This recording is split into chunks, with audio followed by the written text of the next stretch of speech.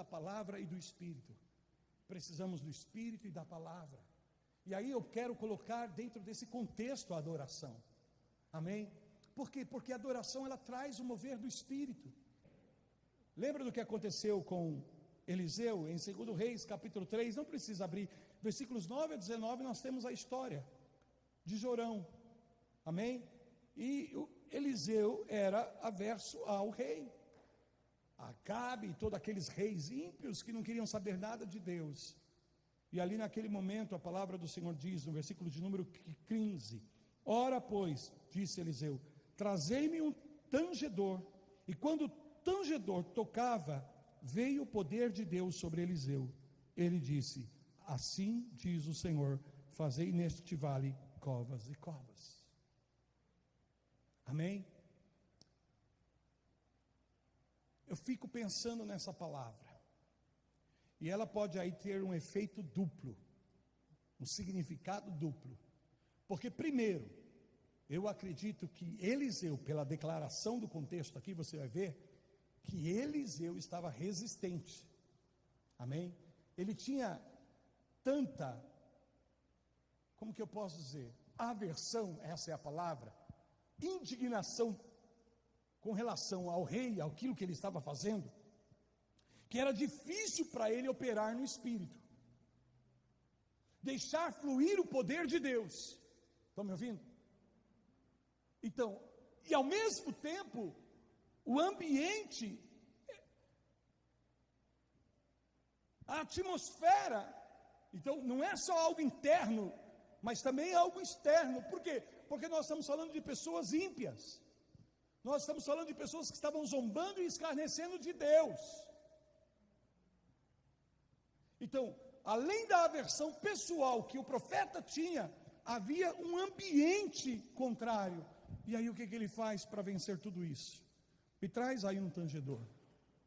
Me traz alguém que, oh aleluias, traz alguém que possa cantar, tocar, louvar, sabe? E aí não é uma música pela música, mas eu entendo que aí há uma ação poderosa de louvor nesse momento, para tanto cultivar o coração do profeta, assim como também para manifestar, aleluia, naquela atmosfera adversa, a palavra profética, a palavra de Deus. Mas a palavra não ia fluir ali, sem que primeiro o profeta pudesse receber de Deus.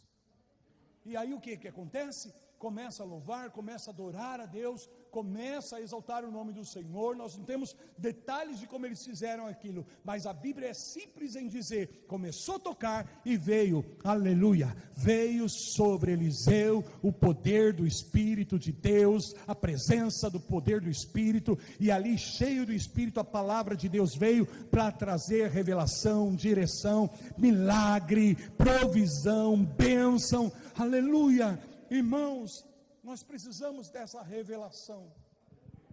Nós precisamos dessa revelação no nosso espírito, porque a adoração tanto pode, como um arado, cultivar as nossas emoções, nossas vontades, os nossos sentimentos, que estão aí se opondo, ou simplesmente resistindo.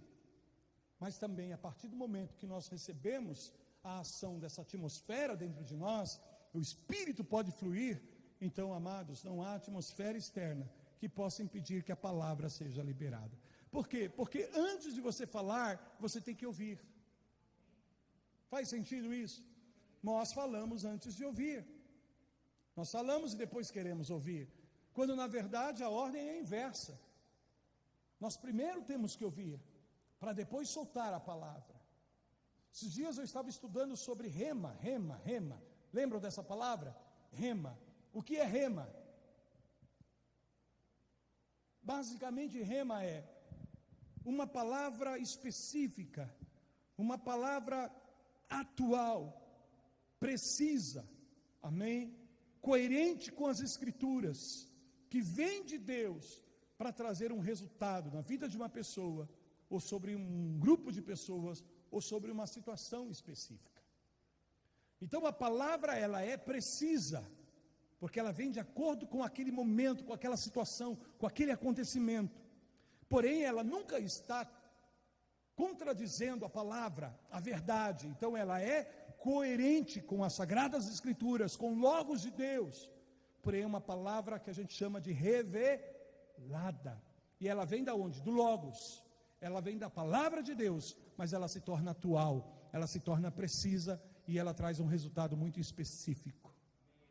Muito específico. Mas isso não é novidade. A questão é entender que nunca o rema é produzido por nós mesmos. Eu não posso produzir rema por mim mesmo. Não é simplesmente uma declaração que vai gerar o rema. Estão me ouvindo? É isso que eu entendi da palavra, pastor.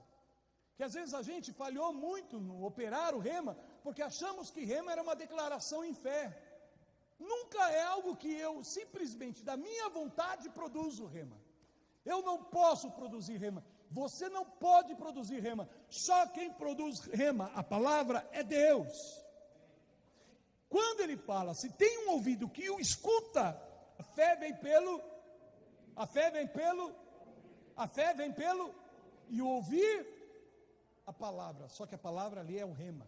É quando Deus fala, Deus gera fé, porque alguém de fato o escutou. Entende? Deus gera fé. Aquela palavra já vem acompanhada de fé.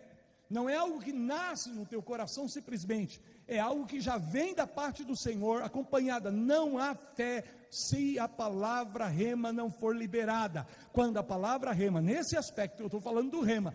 Quando o rema é liberado e alguém ouve, então essa rema de Deus, essa palavra rema, gera fé no coração. E a própria fé que é gerada no coração vem do próprio Deus. Não é algo que nós produzimos. Qual é a nossa parte nisso? É ouvir. Qual é a nossa parte nisso? Deixa eu ouvir vocês. Qual é a nossa parte nisso? Ouvir. Deus libera o rema. E quanto mais ouvidos nós tivermos para ouvir Deus, mais rema Ele vai liberar sobre nós. E quanto mais rema nós tivermos, é porque ouvimos, então agora nós temos uma palavra para falar que foi tirada da palavra. Nós deixamos a palavra falar uma palavra, porque a palavra ganha vida em função do rema que foi manifestado. E aí é que as coisas acontecem. E só aí é que as coisas de fato acontecem.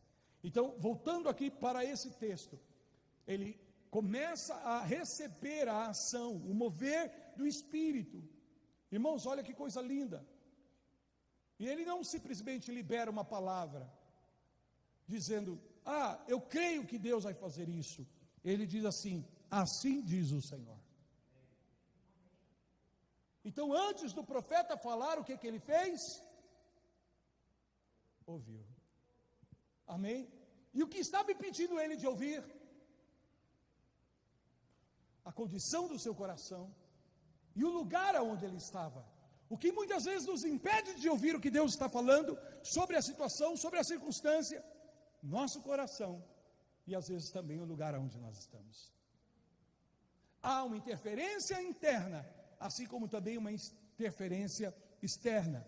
A adoração ganha um poder extraordinário para que nós possamos entrar nesse nível do Espírito, sairmos do nível da carne, sairmos do nível da resistência, sairmos do nível do bloqueio, do impedimento, seja interno, seja externo. Absolutamente nada pode impedir, se eu abro o meu coração para exaltar, para adorar, para que Judá possa lavrar o meu coração, a minha vida, as minhas emoções, os meus sentimentos, minhas vontades, meus pensamentos, para que eu possa ouvir o que o Senhor está dizendo.